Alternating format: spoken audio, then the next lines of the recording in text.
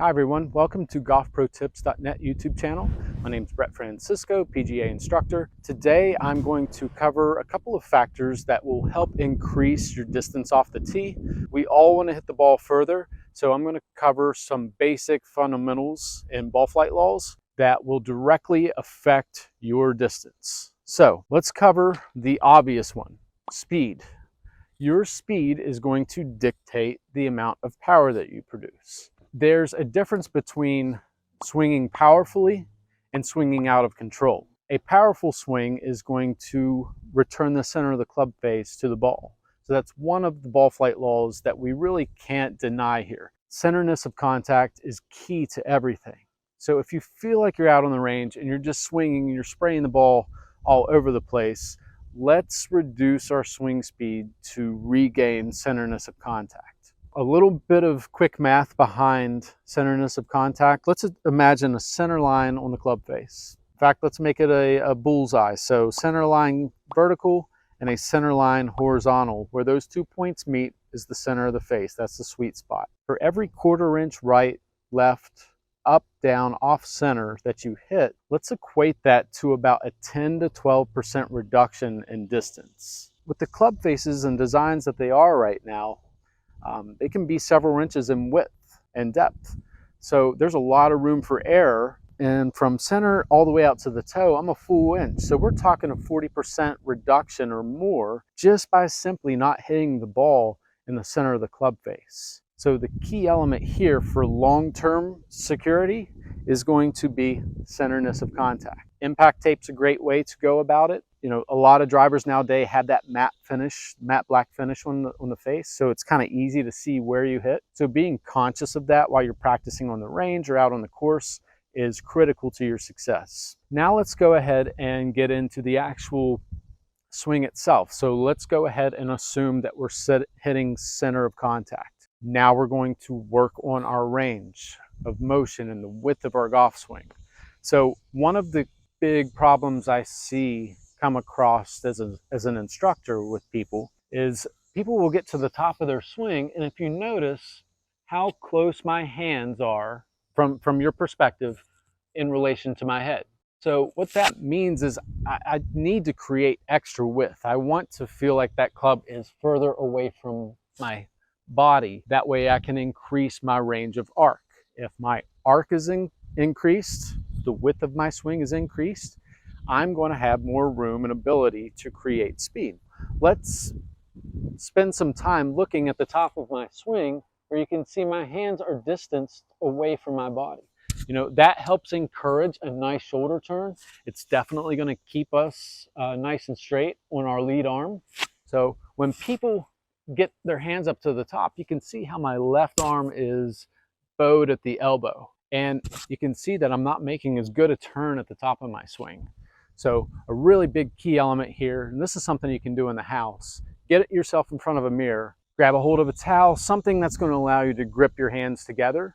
So I can do it without the club here. I'll just take the head cover. I'm going to grip it together. When I go to the top, I want to see how far away I can get my hands away from the right side of my head. So I'm speaking to us right-handed golfers here. If you're a lefty, it's just the opposite.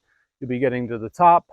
We're going to see how far away we can get our hands, that space between my left ear and my hands. All right, so back to the right-handed golfer here now.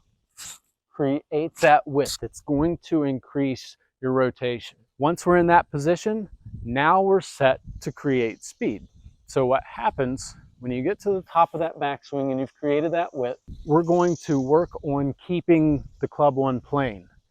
This is probably the biggest fault among the amateur golfers or higher handicap golfers is we've all heard the term casting or over the top. So let's look at it from down the line here. So if I'm looking down the swing, I've got my position. Let's look at the angle that the club is resting on right now. So imagine that angle drawn from the top of the club all the way down to the ground. When I get to the top of that swing, I want the club falling underneath the angle that the position is set at the top. A lot of golfers will get to the top of their swing and they'll throw their hands first because it's reactionary. You know, you put something in my dominant hand, I want to throw my hand at it and hit it harder. That's not the case here with golf. If we want this to last 2 to 4 hours like we are, either it's 9 or 18 holes, we need to find something consistently powerful. Your hands are going to fatigue over time. So let's go ahead and make sure we get to the top. When we come down, we want to feel like we're coming underneath, okay? A nice little swing thought here is the relationship between your right elbow and your right side. If I get to the top of my backswing and my right elbow gets further away, you see how it's throwing, it's like casting a fishing rod here. It's throwing out in front of me. If I get there, that is casting, that is an instant lack of power. If I get to the top now and I try to redirect or reroute that elbow back to my right side, what happens? The hand drops. So it gets set into a really nice slot here to help deliver an on-plane swing, which is going to give us power.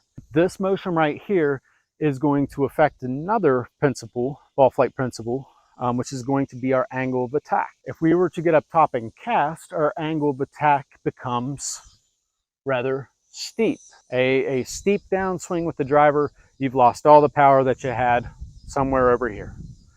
So if we're able to shallow things out, we're going to shallow our angle of attack. The most accurate golfers on tour have a tendency to hit level to up on the ball. So imagine the golf ball being in position where my club is here. If I'm swinging nice and shallow, you can see it looks like I'm level at my strike. You know, my hands are in a really good position. The shaft and my left arm look like an extension of each other. And even swinging up is a great thing. It's actually going to reduce backspin. Backspin is generated by hitting down. That's not what I want in this case. My driver is only 9.5 degrees. If I'm swinging down on it, that's negative loft, and that's a lot of back and side spin.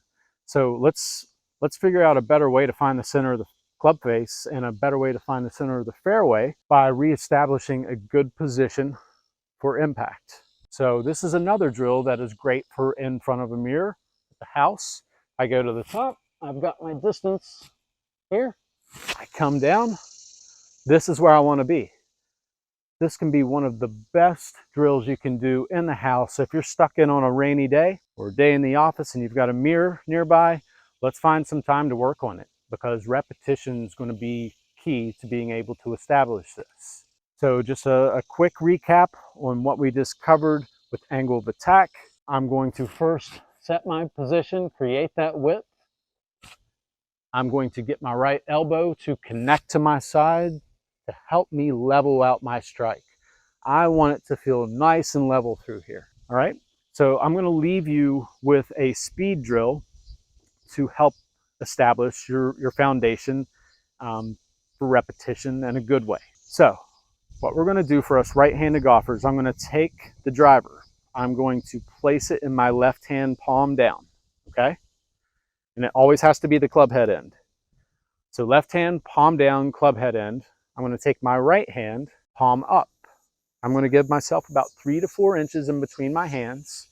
When I go to the top of my swing, I'm going to feel like I'm pulling the club apart in my hands. You know, don't overtly do this. You don't want to overstress your muscles, but you want to feel tension. So I go to the top. This is going to help lengthen that distance that I was speaking about. Secondly, for speed, once I get there, I'm going to make sure that it's more like a baseball type of swing, so it's definitely a flatter range of motion. I don't want the butt end of the club hitting the ground with this drill. So hover the club a couple feet off the ground. We're going to take our backswing position, pull it apart, get that extension. And now what I'm going to do, coming down, I'm going to let that right elbow stay, but I'm going to let go with my right hand. So it's slow motion to the top. Okay, so always holding on with the left, never letting go on the left. Otherwise, we're going to have to go find our club. So to the top, create extension, direct that elbow, and turn through. Now, as you do this and get faster, you're going to hear the sound of the club whooshing in the air. Objective, we want to try to get that whooshing sound as far forward in our swing as we can. That's going to mean that the acceleration of our swing is happening through impact, at impact, but not before impact. So if you do this drill and you hear it really early over here, that means that that elbow's not going in position where it should be. So here to the top, get that extension, bury that elbow and turn through. So I hope you found this helpful. I hope you hit it further, and please like the video if you found it helpful, and I will be sure to send out some more content. Thanks again.